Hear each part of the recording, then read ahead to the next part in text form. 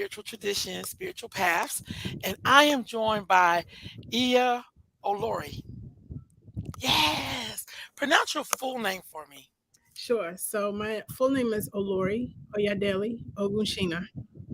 What does that mean? So Olori is a title. It means queen, which I am. I was coronated or crowned in the Republic of Benin back in 2003. Oyadele means Oya is here. Oya has come back home. And Ogunshina means Ogun opens the path or the gate. So that is my spiritual name. Oyadele Ogunshina. But everyone in the ATR world knows me as Olori. Olori. So, when most people get their name, their spiritual name, is Mhm. there a Risha that crowns them? Is it always in their name or no? 9 times out of 10, yes. Okay. 9 Okay. times out of 10, yes.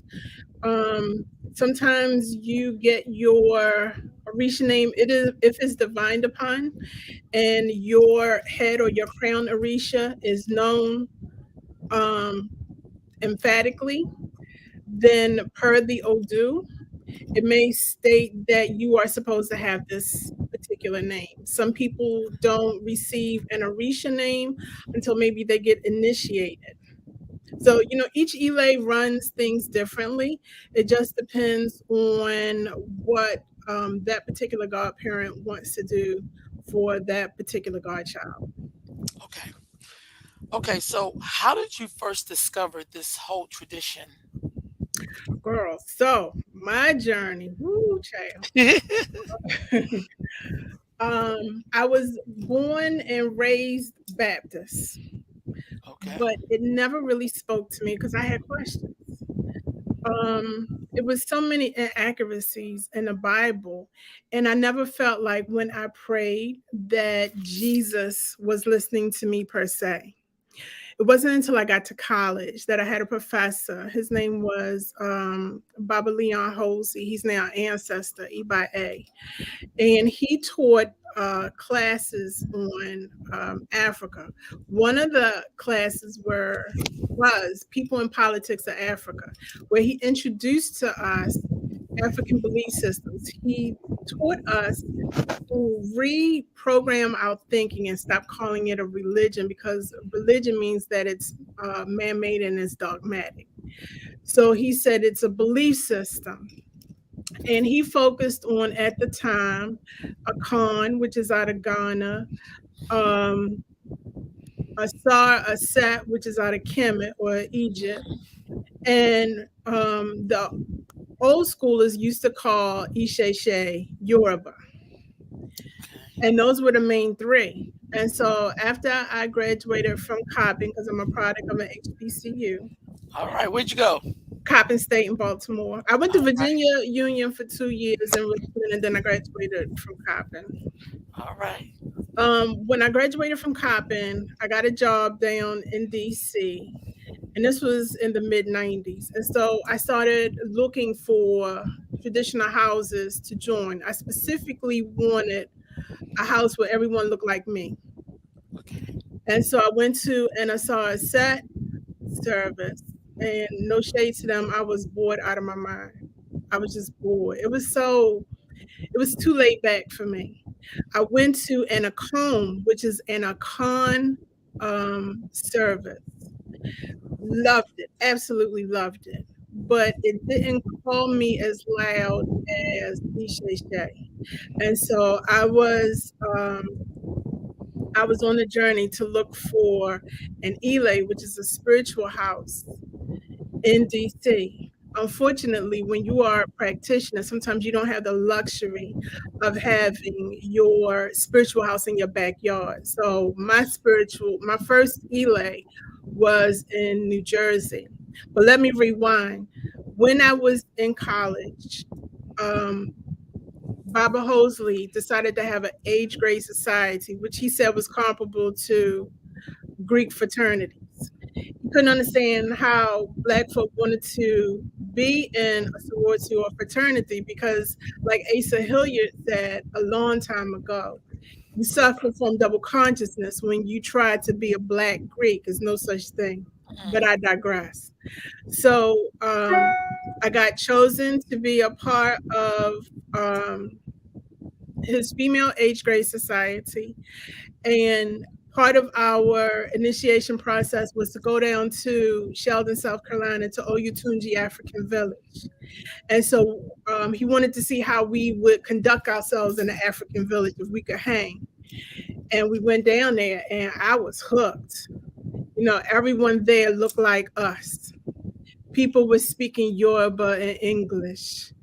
Um, Everyone had on African clothes. It was, you know, drumming and singing. Everyone was warm and welcoming.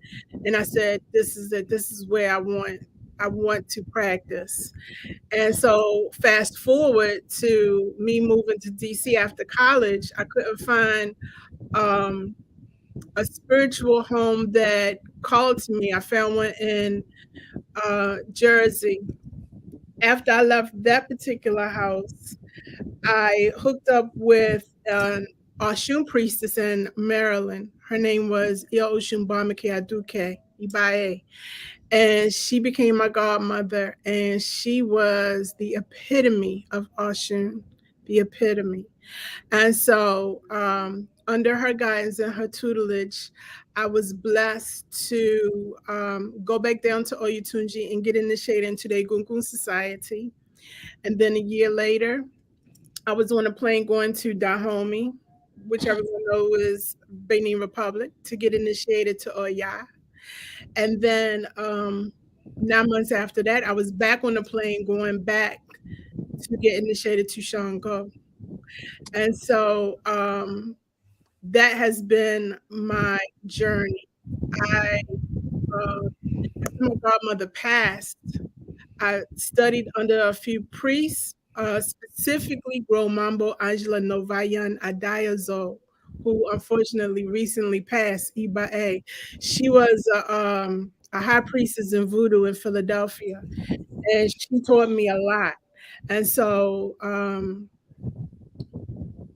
dealing with her and meeting new people, I eventually met my current godfather, who is the former Araba to Ikiti State, Chief Bode Fashui. And I've been rocking with him ever since. Right on. And so So, that's my journey. so how many Orishas are you initiated to? So technically, I'm initiated to three: Oya, Shango, and Ifa. We don't consider the ancestors Orisha. Okay. So, but I am initiated to that Egbe or that society. Okay. So what's the difference between when you say egg bay or society? What does that mean?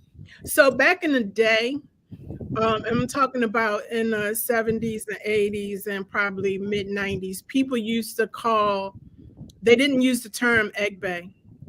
They would say cult. And, you know, unfortunately, cult has a bad connotation. So it's probably been since maybe the 2000s that people stopped using the word cult and they use the term Egbe, meaning that society. When you are initiated to a particular orisha, if you go to a drumming or to a festival and they call for Egbe or Ya, then all of the Oya priests and priestesses would get up and dance, you know, show their reverence, etc. So that's the difference. Okay. Okay. So in your journey, have you come across like people who weren't really in good character? Girl, ah, Because I know don't, that's the basis for, it's all about that good character. don't get me started. Don't get me started. And what did you do? I mean, like when you come across someone who's not in good character, how do you deal with that? Wow. So me, as a back in the day, I had no filter at all, none. As I get old, I'm trying to mellow out. I'm trying to think before I speak.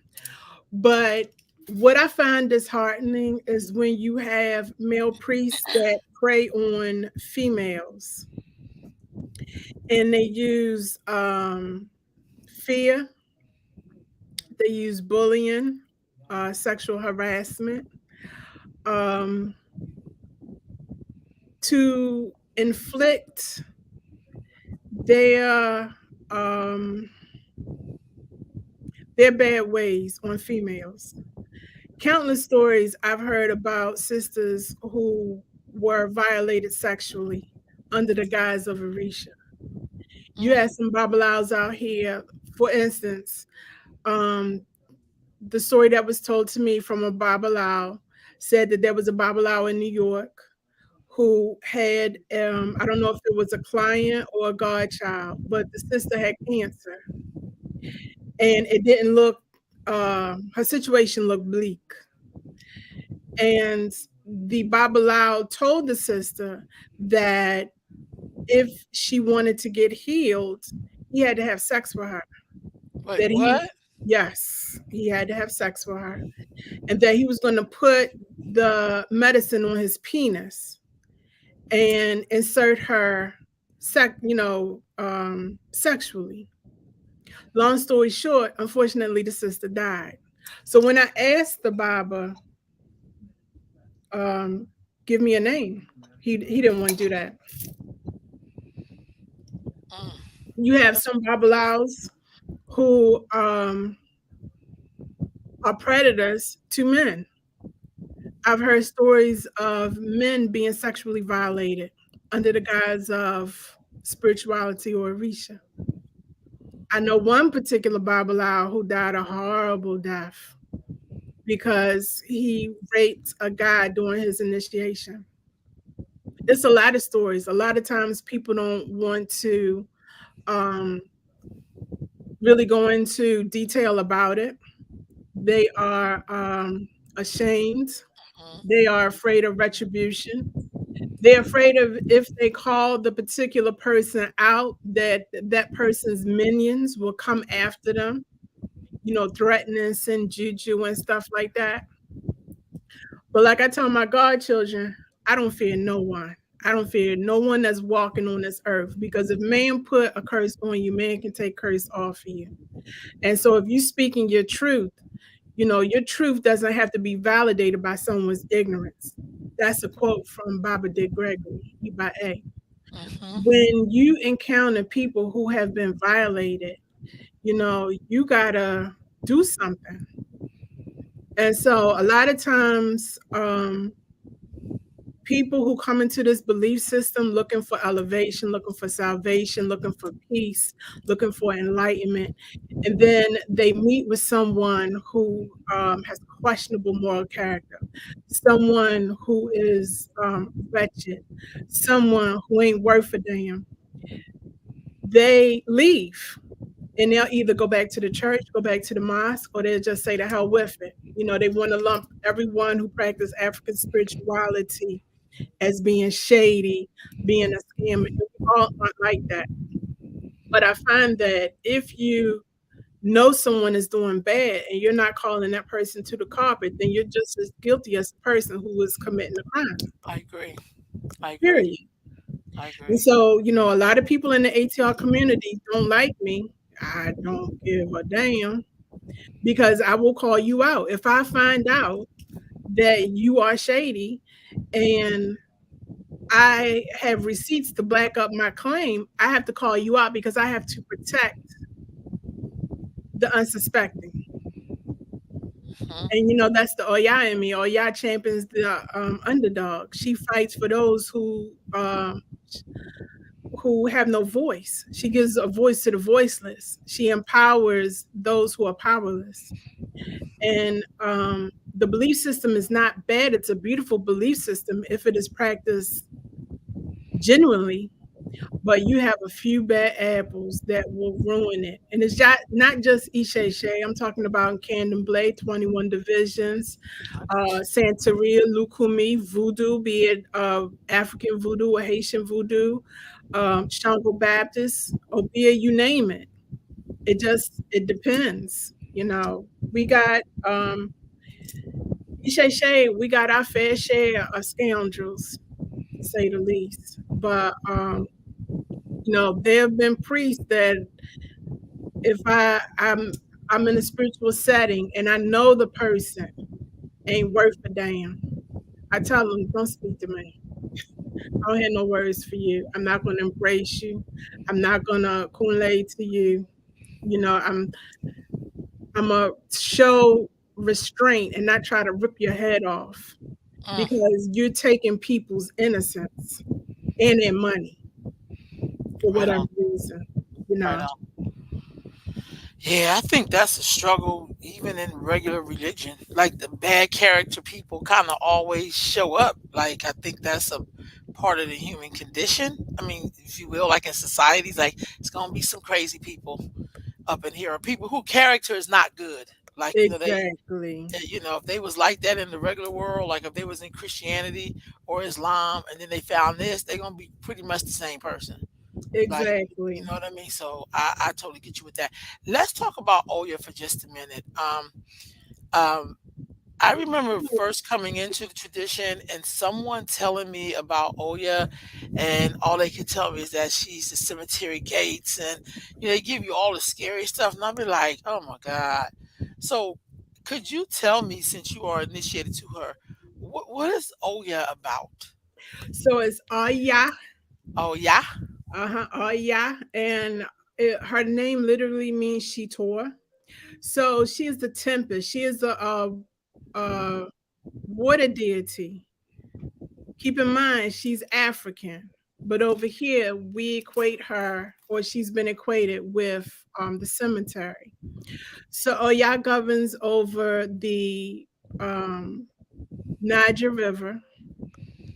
She was Shango's favorite wife. It is said that excuse me, it said that Shango cannot go into battle without Oya. She is from Iraq. She is a queen in her own right. She's the queen of the marketplace. So she is about her coins. She is about money. She is a very shrewd businesswoman. Oya is the mother of nine. So she gave birth to Egungun. Oya is the last breath you take before she ushers your spirit into the spirit world. Oya has the ability to call forth the dead or to send them back. She is good friends with Iku because she works alongside spirits.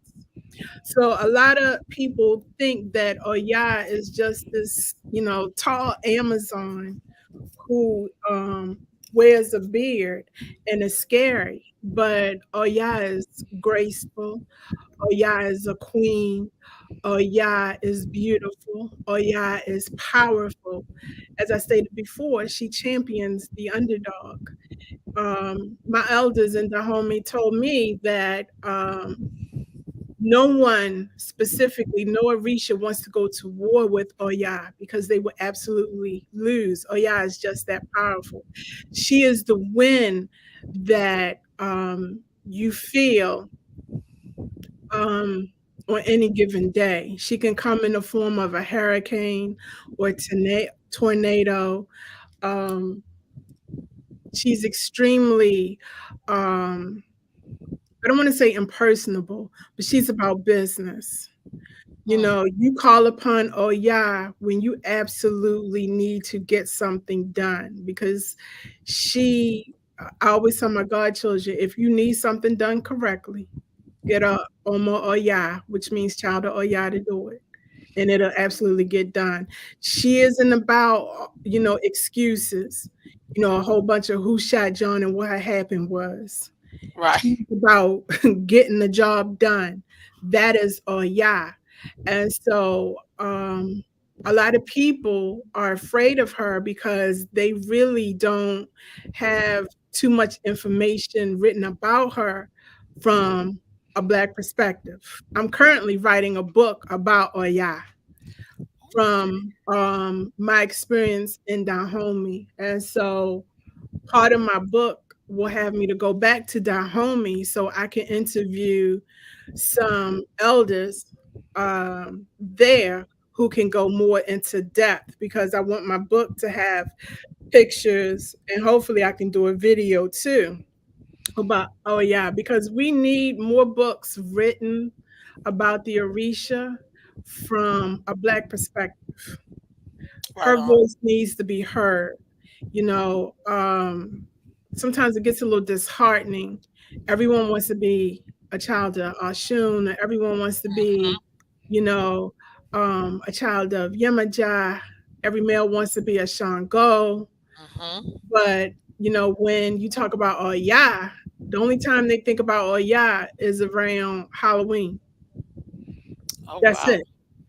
And it's like, no, you know, Oya, um, membership has its privileges. If she selects you to be a part of her egbe or her society, baby, you win.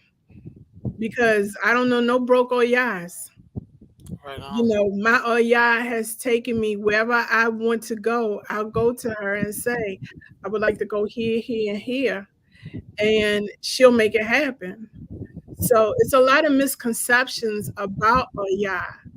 But I tell folk, unless you get on a plane and you go to the source where the belief system is practiced, you can only speculate about what you heard, Right thinking on. it's the truth.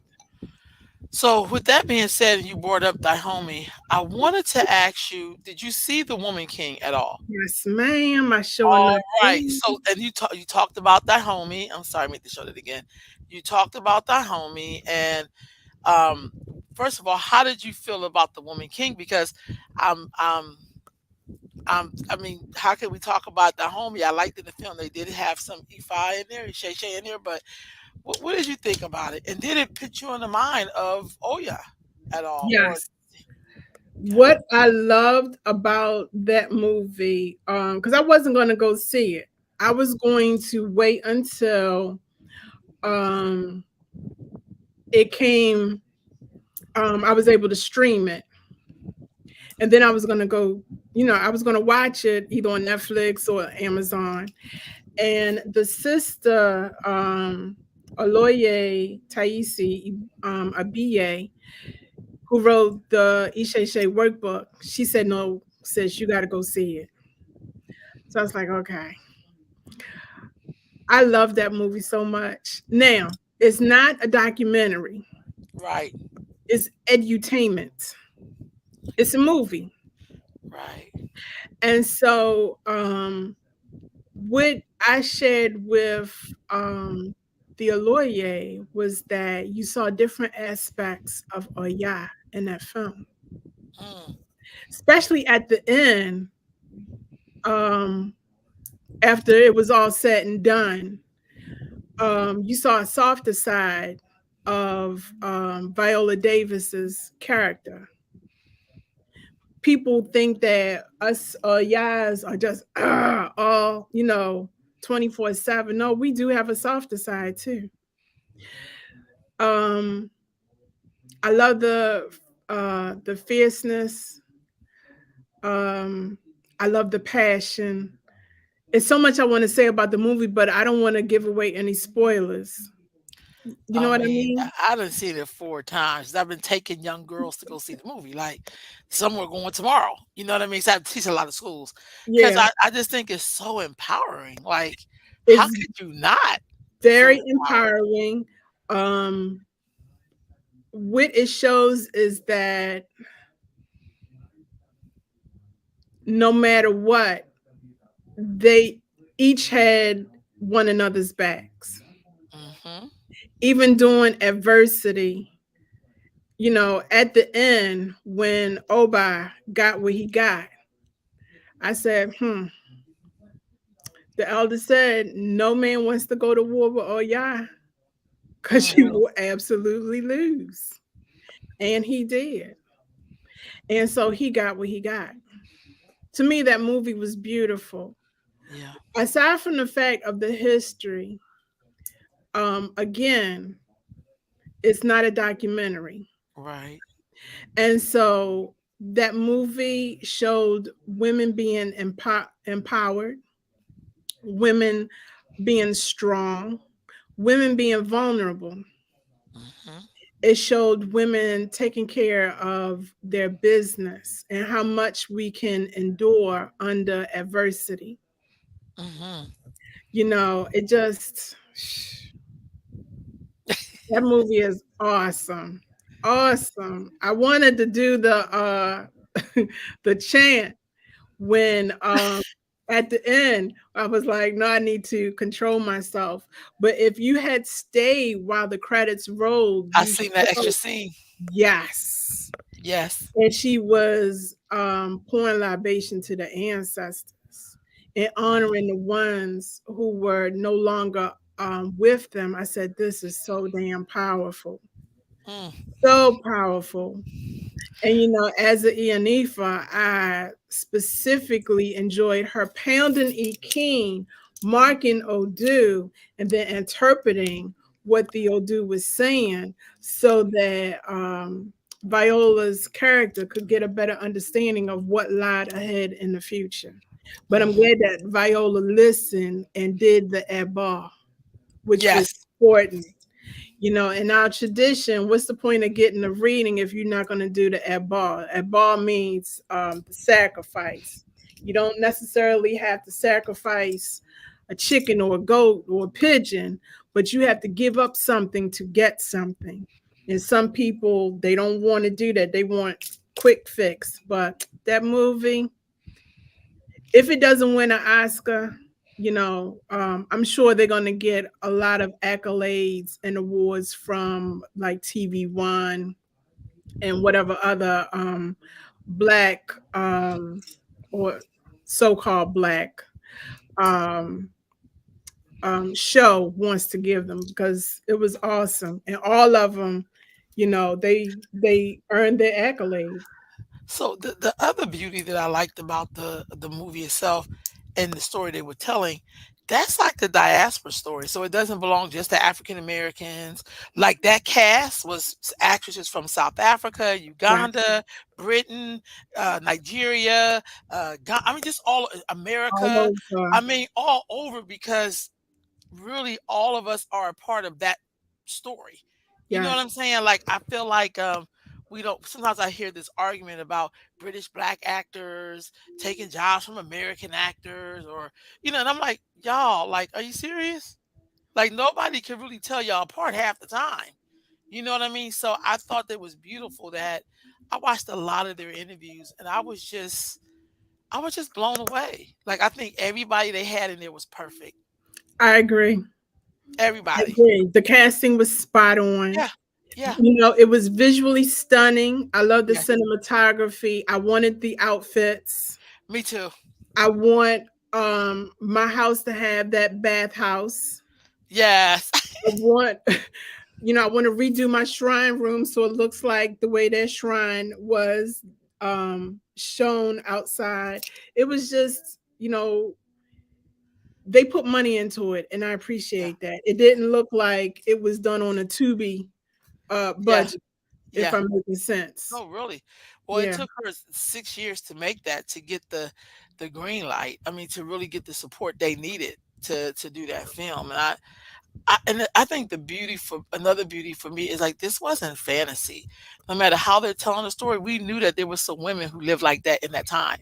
Yes. And we never get to see how black women, because they also made a lot of sacrifices to be who they were. And I think sometimes we leave that out. We see a lot of glamour and glitz or whatever we think it is, but we never look at the sacrifices people are making to be whatever they're going Mhm. to be. You know what I'm Yep. saying?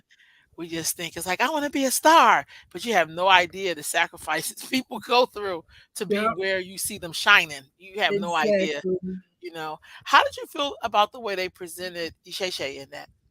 I loved it. I loved it because it wasn't they took the spookism out of Mhm. it and it was just very natural.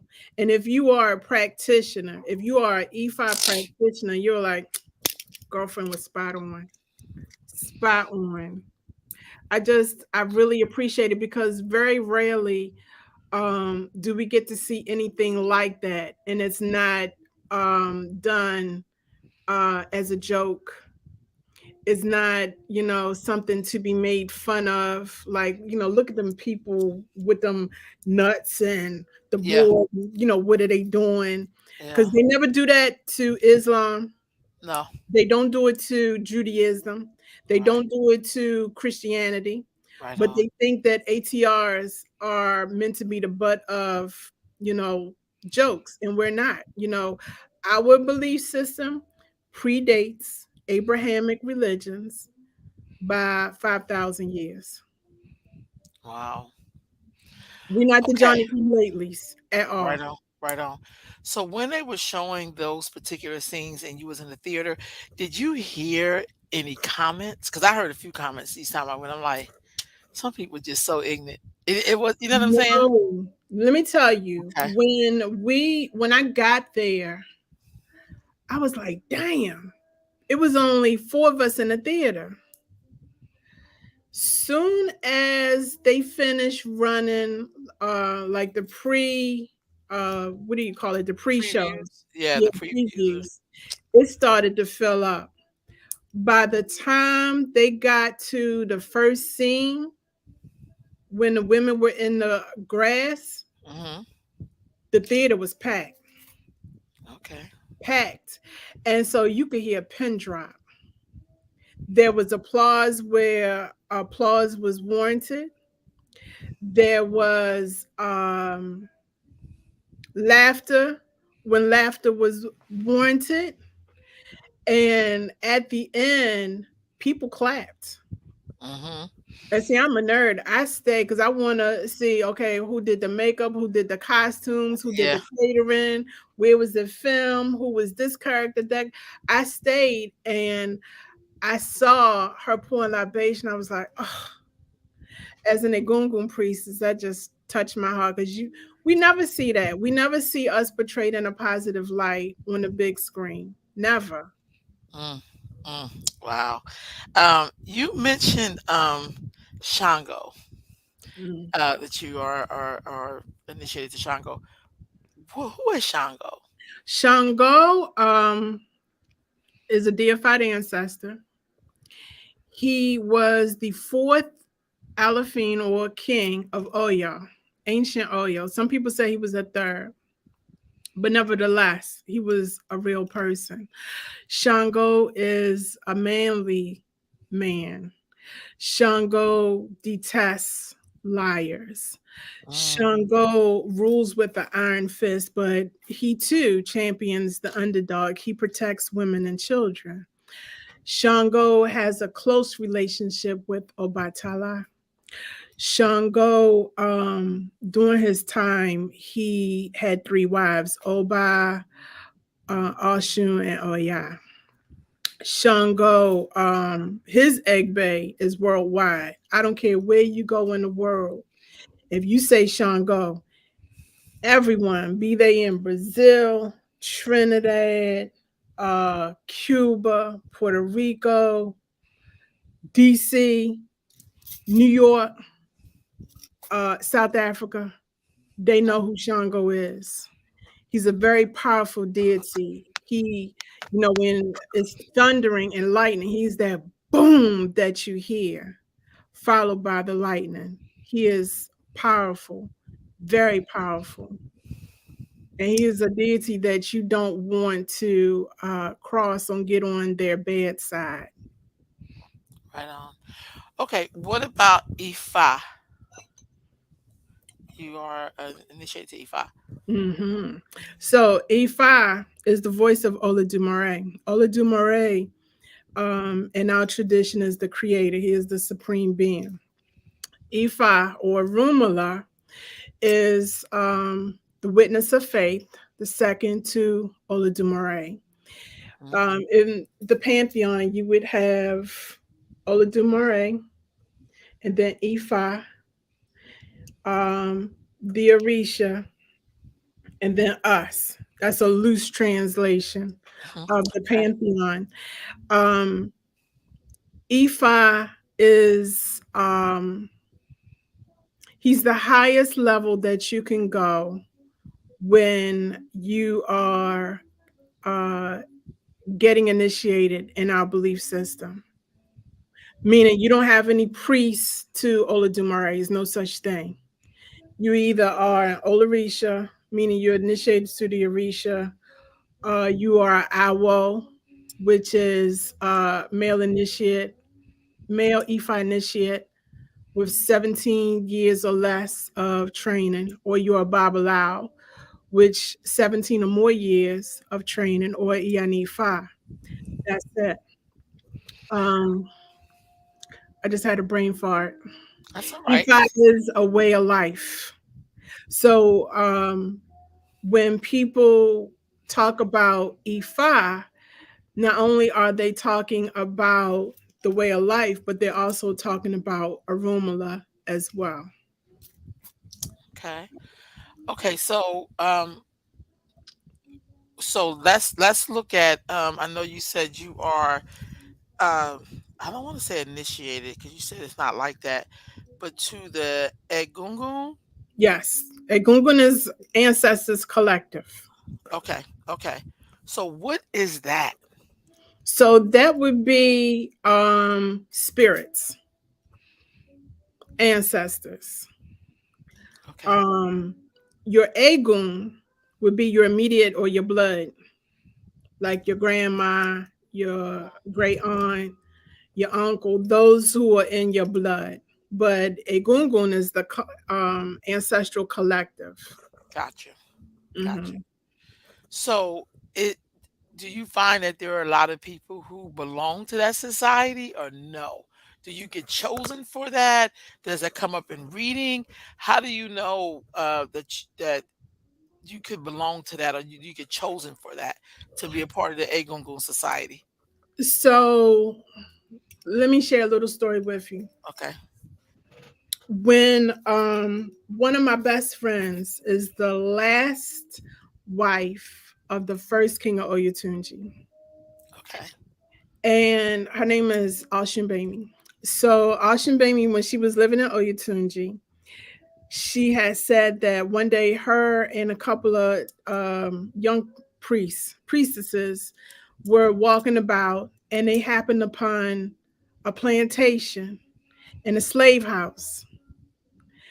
And I told her, shut up, don't say nothing else. I'm coming down the following weekend because I want to see it for myself. So I go down there, and we had to walk a country mile. That's putting it lightly, but we had to walk to get to this plantation. We get to the plantation. I see the houses on stilts, and I was in awe because you read about it in the books, but your school ain't gonna be like, okay, instead of going to King's Dominion, we're gonna go to a plantation. They don't Right. do that. Right. So I see the house, and I'm like, the moment I walk up to the house and I bend down, I see two children staring back at me. Wow. And I'm like, shit, y'all see these kids? And then I could hear people inside the house.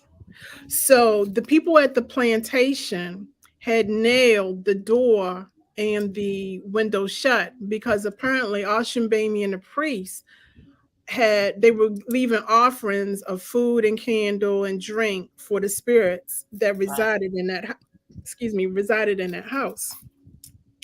And I could hear the spirit say, let us out, we need some air. And I didn't have anything to try to pry open a nail.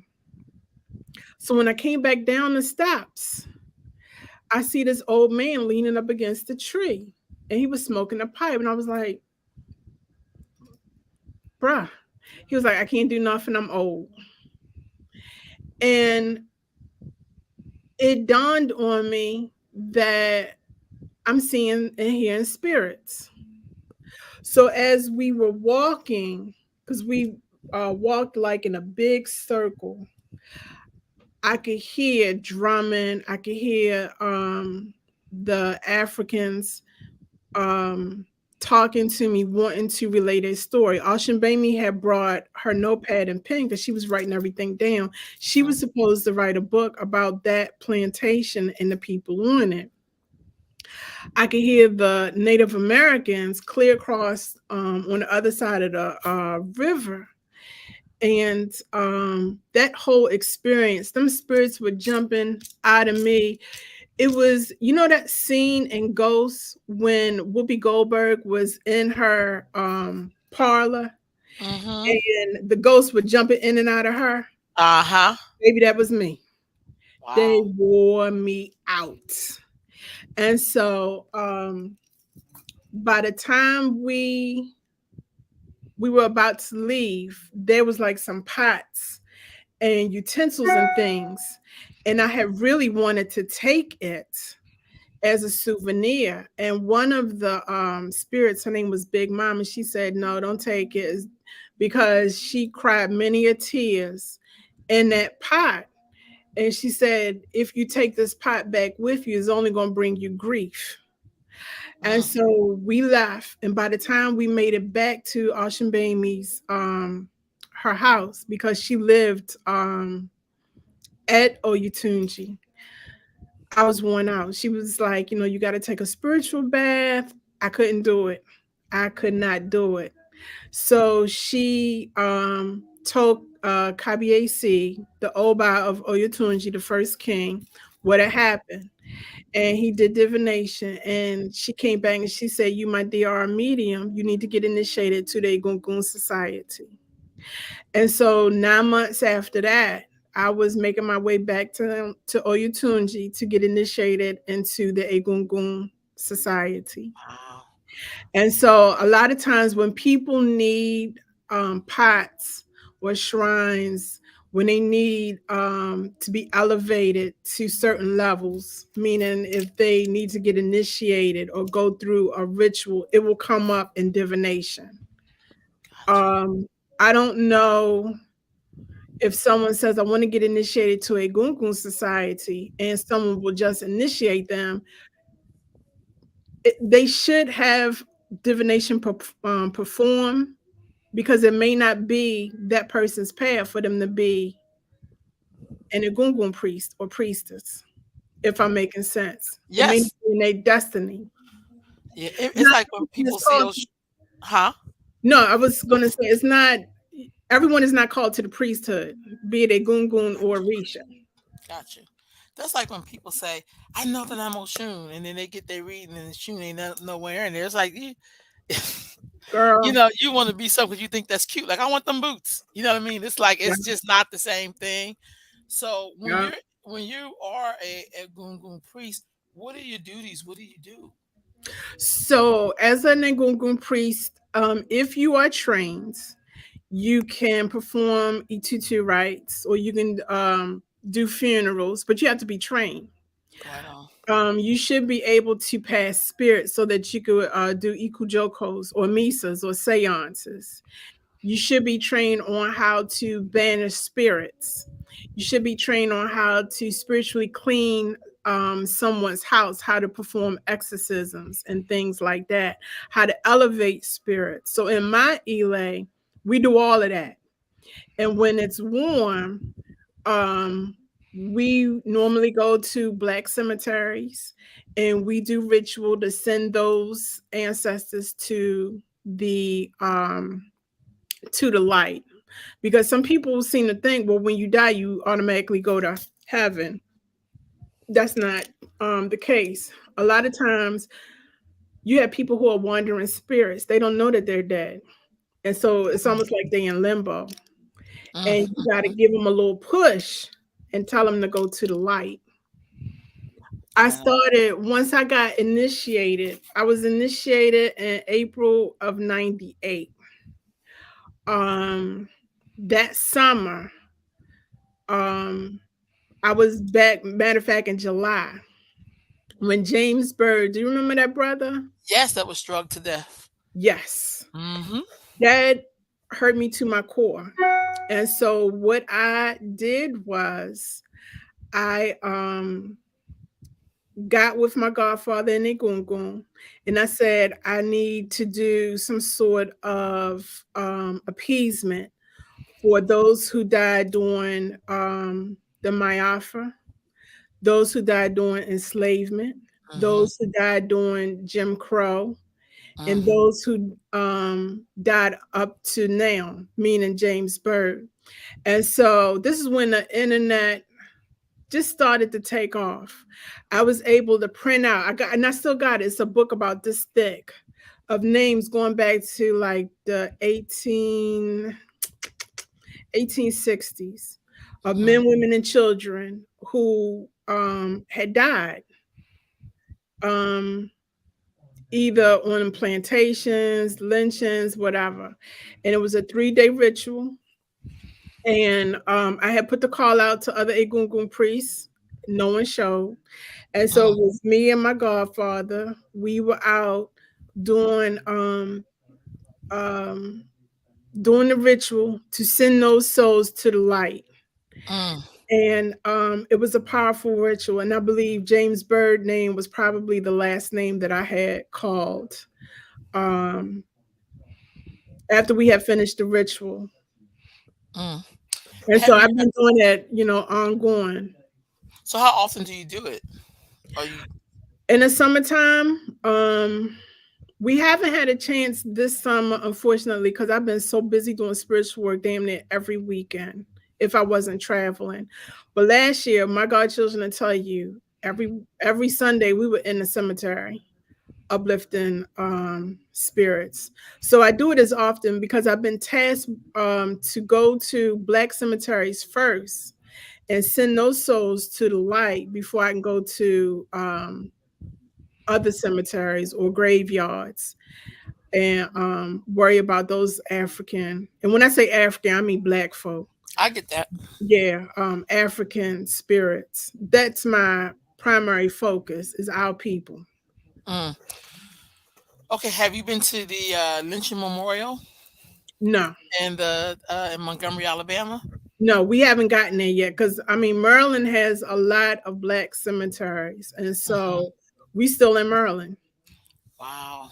Wow. Yeah, it's a lot because my goal is to go every place where it's black cemetery. Because unfortunately, a lot of the black cemeteries and graveyards I are get that. forgotten. Mm-hmm. And so when we go, we do the best that we can, and we don't leave because I will divine and see, okay, have we successfully done what we came here to do? And a lot of times we got to come back and we got to do other things. We might have to sacrifice an animal or two, but we do what we got to do. Right on. I think that's important. I really do because I think there's so many stories there that we don't even know. Mm-mm. You know what I mean? So that's really really important work. Thank You you. you mentioned your elay. What is an elay and what is the purpose of an elay? So, Ile means spiritual house in Yoruba. The purpose of it is to groom the next generation of priests. So when I can't say when I retire, but when I'm no longer on this plane physically, then I'll feel confident that my godchildren can pick up the mantle where I left off. So in my spiritual house, I am training them to be the best priest that they can be within their capability. So Mm, they'll tell you I'm old school, I'm tough, but I'm fair. I don't cut corners. I don't make up rituals as I go. Um, I ask a lot, but I give a lot. okay. All right. That's good. That's good. So when you're in an elay, are you supposed to stay in that elay forever, or It's how? up to the individuals. Some people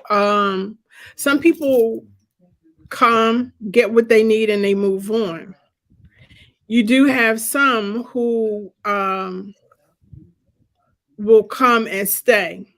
They're comfortable, they're happy. I tell other priests that's the hazards of the business. You will have some godchildren who are ride or die, who will stay with you to the end. And then you have some that think the grass is greener on the other side, or maybe they don't like it being so strict, Mm-hmm. and it's just not for them. You can't take it personal. Right on. It's a person's personal choice. You can't be upset, when a godchild leaves. Just, wish them well. Don't wish them ill. And you focus on the ones who decide to stay with you and who want to learn under you. Right That's on. about all you can do. That makes sense. In your tradition, do y'all have like a southern, like how the Southern Baptists have their conventions, leadership convention conference? Do y'all do something where all the Elays kind of get together, or no? Not particularly. You may have if it's like a huge Elay and they have different chapters or branches in different cities, they may come together. I know in the DMV, which means DC, Maryland, Virginia, in that Right. area, we Right. have this thing called Sacred Healing Circle, where all of the ATRs will come together and it's like drumming, singing, people, possessing or mounting their deities. It's like a healing, um, lack of a better word, symposium or Right. festival. They do that, but for the most part, no. Okay. I just so do you ever so when you look at the different branches, I'm gonna just say, like if it's Isheshe or Lokumi or Santeria or whatever we have, Mhm. are there times where those different branches kind of get a chance to work together a little bit? Yeah, if they have like sometimes festivals, Okay. like in Philly in June there's Sunday. a festival called Odun Day. Yeah. It's a street festival, but it started out as a festival to honor Oshun. Uh-huh. So the Iya who started it was a Lukumi priestess. And I believe that you have other ATRs that will come and support because during the festival, they'll have a processional. They parade the egungun. Um, we have offerings. People take their offerings to the river for Oshun, and that's supposed to be the official start to the street festival. But that's just a minute few who may come and participate. And you can tell who are practitioners because we're all in white. Some of Right us on. may wear our Orisha accents, meaning by me being a child of Oya, I might have on white, maybe a purple hat wrap or a purple Gotcha. arrow. Someone, if they are Ogun, they may have on green, white and green. So it just depends. Okay. What is the purpose of all the white? So white, white is light. White, white keeps you in check, meaning you're not gonna cut up and act a fool when you in all white because you know that you are doing something spiritual, and so you kind of don't want to get dirty. Sometimes it's unavoidable. You know, there's a thing you have your working whites, and then you have your festive whites. So when you see practitioners and are white, then you know that they um number one that they are ATR practitioner. Mm-hmm. Number two, they're probably going to a function, and it just shows respect for the Orisha. Sometimes you can wear other colors. Yes, you can wear other colors, but white it shows your humbleness and servitude to the Orisha. Right on. Right on. What do you call it when someone is just starting their journey? Is there a certain name for them? Yeah, so Alejos or Alejos are outsiders. Once they find a Elay and they join, but however the protocol is to join that particular Elay, then they become an Aberisha. If they go through the ranks and get initiated to the priesthood, to the Orisha, they become an Olorisha, or they become a Baba or Iya. If they are called to Ifa, then they become an Awo or a Babalao or an Iyanifa in our tradition. Okay. What are the differences between all of those different traditions? Are there like little idiosyncrasies or are there major differences? Yeah, there's major differences. I remember a long time ago when I went to a fete. A fete is a festival or drumming in Haitian voodoo. Mm-hmm. And one of the loa came down. They said that the land would dictate how the religion will be practiced. And so, for example, take candomblé. It said that outside of Nigeria, that Brazil has the second largest Population. population of Black folk. So Mm-hmm. those who practice candomblé, um, they do so, but they speak Portuguese. Mm, So those who know Yoruba may sprinkle their Yoruba in with their Portuguese, but those are some differences there. I forget up until what period they didn't have any, and I could be wrong. They didn't have any like Babalaos or Ianifas. It may be mm, up until maybe the 80s, I think, that folks started to go to Nigeria, get initiated. Nigerians started to migrate to Brazil and mm, initiated. So now you have um, Ifa priests in Brazil. But up until then, you had the EIs, which they call May, MAE. And I forget what they called the Babas, but they were mm, doing all of the work. In Cuba, they practice regla de ocha. And so they would synchronize their Orisha with Catholic saints. mm, So they would sprinkle their Yoruba with Spanish. And so that's how the wherever the African was dropped off during the Ma'afa. And for those who don't know what Ma'afa is, it means transatlantic slave trade.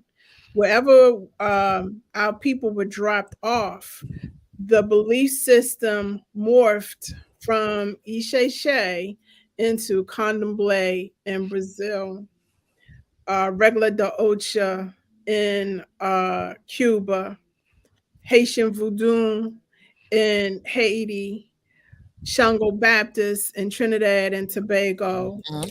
um, Obia in Jamaica, Santeria in Puerto Rico. You understand what I'm saying? Yes, ma'am. Okay. So that's how the belief system morph. But make no mistake about it. Isheshe is the foundation from which all Orisha-based religions sprout. Why? Well, maybe it didn't. I don't know. But in North America and in the U.S., um, did it did it survive at all in North America? Yes. Okay. Yes. If someone says no, they full of shit. Yes. Okay. It Okay. survived. Could you give me an example? You're looking at her. It survived. Okay, I get that. Yeah, it survived. You know, when I was on my journey, and this is no shade to the Lukumi folk, I never felt the need to learn Spanish to practice the African religion. So I said, I'm gonna go to the source. And it just so Mm, happened that, you know, my Aegon sent me back to Dahomey to reconnect with my father's side and get initiated into Oya, the Egbe of Oya, through the Dahomey system, because that's where my people come from. My people are half Fawn and half Yoruba, but we're more so on the Dahomey side. mm. Wow, that's beautiful. A couple of more Mhm. questions before we wrap up. Sure. Getting a reading. Hmm. Why is that important, and how often should you get uh, a reading? I'm trying So, to remember the name for reading, but my brain went like divination, it's okay. divination. Thank you. It's okay. So, it's important.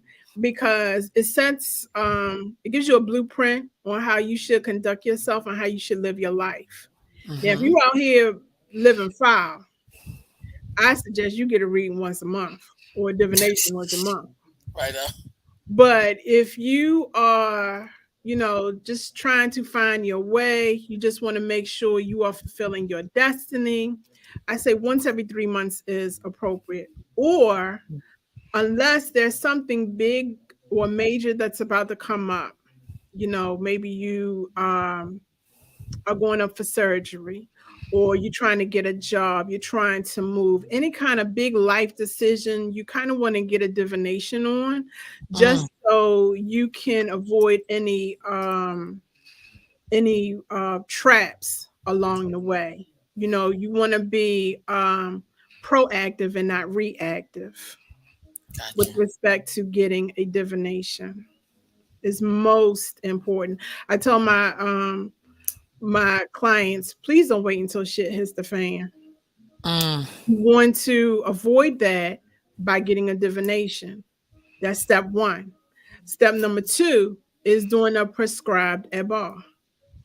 Again, ebar means sacrifice. It doesn't necessarily mean that the client has to go find a chicken and kill a chicken. That's not what I'm saying. Every divination will give you a remedy to your problem. Whether or not you decide to fulfill that or do that particular remedy is totally up to you, because we all have free will. right on. How can you tell if somebody's in good character on your journey? What things should you look out for or let's be aware of? By the actions, because their audio matches their visual. Got you. Yeah. If you meet someone and they uh, live like a gypsy, always changing locations, phone number always changing, they ain't got a Mm, pot to piss in or a window to throw it out of. They ain't got no money. They can't keep a Elay.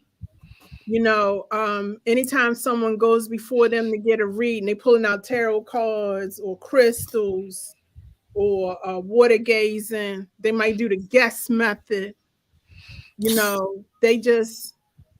They don't look like they have Iwapweli, gentle character. They just look a hot mess.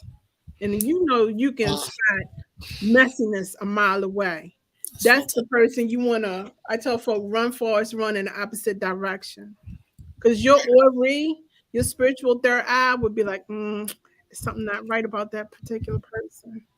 And you need to recognize that red flag. And just don't think that it's gas. Oh God, yeah. Look, I so enjoyed talking with you. I think you gave us a lot of information, and I thank you so much for spending this time with me and just talking with me. So I'm gonna wrap this up. You have any parting words? But then don't hang up. But you have any parting words? No, I just hope that I've enlightened some of you all. And feel free to reach out to me on Instagram. My handle is Afri_Bohemian_snob at Instagram. Facebook, it's Olori Oyadeli Ogunshina. And my website is www.itsolori.com. Oh wow. And hopefully my book will be out by maybe the fall of next year. All right. Thank you so much for joining me. And y'all, I will see you Um, again.